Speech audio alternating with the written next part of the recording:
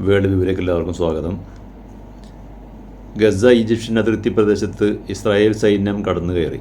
3 കിലോമീറ്ററോളം സ്ഥലം ഹമാസിൻ്റെ നിയന്ത്രണത്തിൽ നിന്ന് ഇസ്രായേൽ സൈന്യം വിമോചിപ്പിച്ചതായി ഇന്നലെ വാർത്താമാധ്യമങ്ങൾ റിപ്പോർട്ട് ചെയ്യുകയുണ്ടായി. നിരവധി ഹമാസ് പോരാളികളെ വധിക്കുകയും അവരുടെ ഒളിത്താവളങ്ങൾ ബോംബിട്ട് നശിപ്പിച്ചതായും ഇസ്രായേൽ സൈന്യം അവകാശപ്പെട്ടു. റഫ അതിർത്തി ഇസ്രായേൽ സൈന്യത്തിൻ്റെ പൂർണ്ണ നിയന്ത്രണത്തിലായതോടുകൂടി ഗസയിലേക്കുള്ള ഭക്ഷ്യസഹായം പൂർണ്ണമായും നിലച്ചിരിക്കുകയാണ്. റഫ അധിനിവേശത്തെ നിശ്ചിതമായി വിമർശിച്ചുകൊണ്ട് തുർക്കിയും ഈജിപ്തും രംഗത്ത് വന്നു. 2005 ഇസ്രായേൽ സേന ഗസ സീനായി അതിർത്തി പ്രദേശത്ത് നിന്നും പൂർണ്ണമായും പിന്മാറിയതിനു ശേഷം ഇപ്പോൾ ആദ്യമായാണ് ഈ അതിർത്തി പ്രദേശം അവർ കീഴടക്കുന്നത്.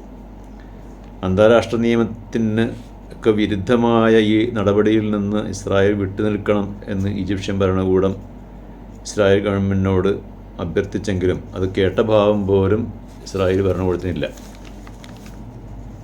ഈജിപ്ഷ്യൻ പ്രതിരോധ മന്ത്രി മുഹമ്മദ് സക്കി ഗസയിൽ എത്രയും വേഗം വെടിനിർത്തൽ നടപ്പാക്കാനായി ആവശ്യമായ എല്ലാ നടപടികളും സ്വീകരിക്കാനായി അന്താരാഷ്ട്ര സമൂഹത്തോട് അദ്ദേഹം അഭ്യർത്ഥിച്ചു.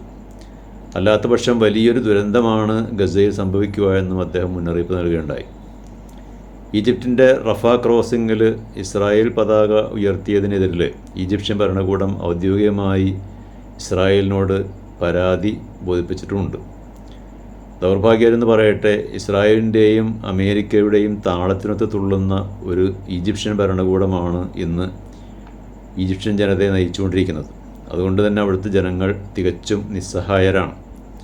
ഇസ്രായേലിനെതിരെ ഒരു പ്രകടനം നടത്താൻ പോലും അനുവദിക്കാത്ത ഒരു ഭരണകൂടമാണ് ഈജിപ്തിലുള്ളത് എന്നുകൂടി നാം ഓർക്കുക.